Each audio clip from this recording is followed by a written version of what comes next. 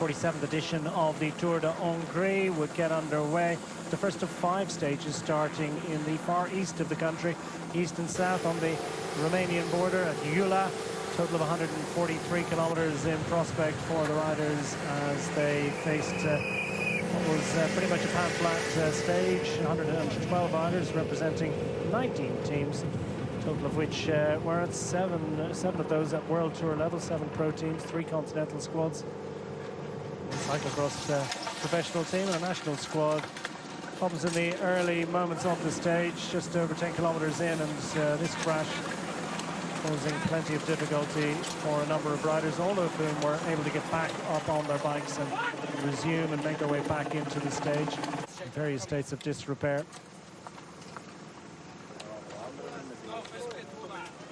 No obvious reason for it beyond a touch of wheels in what was a very busy and active early part of the day, with still no early breakaway established at this point.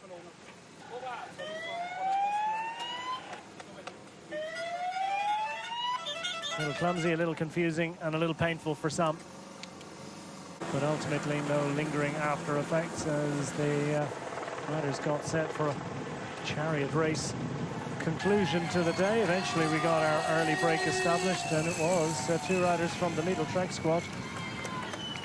Matthias Norsgaard racing clear, eventually to be joined by his young Danish compatriot and teammate Christian Ekholm. First of 3 sprints of the day, hotly contested at the head of the main peloton behind our breakaway riders. It was none other than Benoit Cosnefroy, who took the final bonus second on offer behind Ekholm and Norsgaard, who rolled through. A long run to the day. The second sprint of the day, equally hotly contested in the main peloton behind our lead duo out front. And it was Cosnefroy who made it a full house, actually, of bonus seconds from the main peloton. 3 in total gained in his bid for overall general classification glory at the end of the week.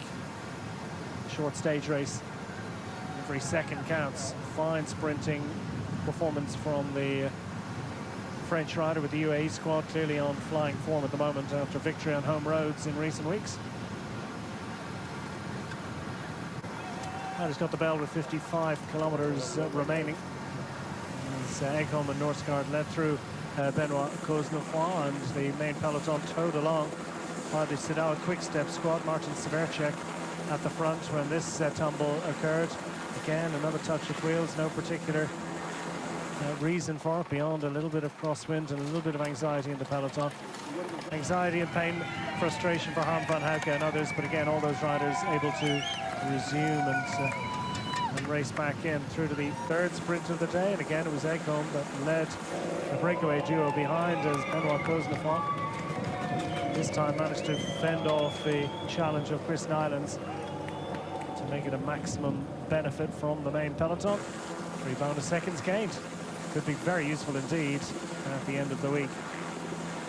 The final 10 kilometers, and the Soudal Quick-Step squad had Severcek and indeed Yves Lampart, joined by the likes of Vigard Stackel-Langen in setting the tempo on the front of the main peloton. Down and into the final bunch kick, and it was Juan Sebastián Molano looking to come off the wheel of his lead-out man as they gathered behind Tim Merlier, waiting for his moment to shine. Phil Bauhaus for the Bahrain Victoria squad, handily placed. Max Canter and Fernando Gaviria also in line astern as they ran to the line, but it was no surprise that Tim Merlier got up to take the victory on day 1.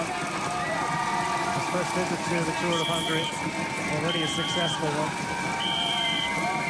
33-year-old Belgian, delivering after a day of chasing by his teammates. Great lead-out action from the Soudal Quick-Step squad, and Merlier managing to tag on to the lead-out of Juan Sebastián Molano through and into the final 200 meters.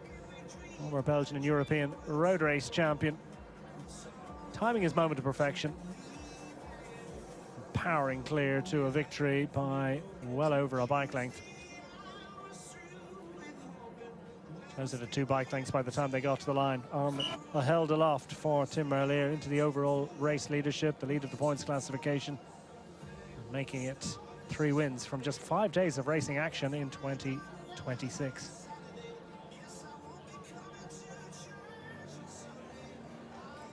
Behind him, Juan Sebastián Molano, best of the rest, fending off the attentions of Phil Bauhaus in the run to the line.